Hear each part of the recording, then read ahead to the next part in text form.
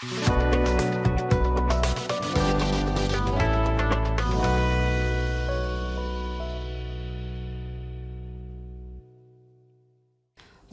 to MLATS Arabic, an application program to learn Arabic quickly for beginners with 4 big step multilingual auto-translation system.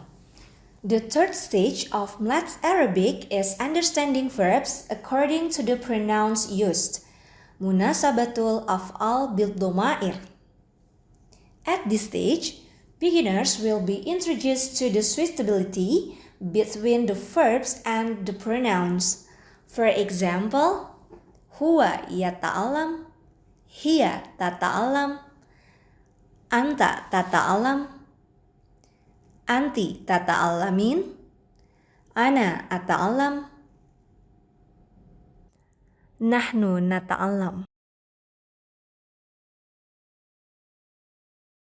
There are 6 basic principles of verbs.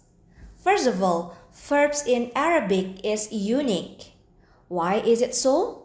In Arabic, there is a change on the morphological form when the pronoun meets the verb.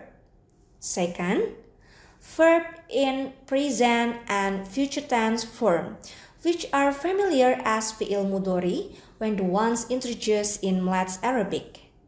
Third, verb have to be adjusted to communicative dhamir since verb fi'il mudhari provide will be changed according to the communicative pronoun.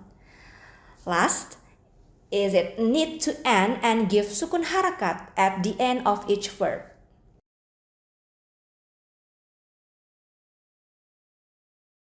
Have a good study!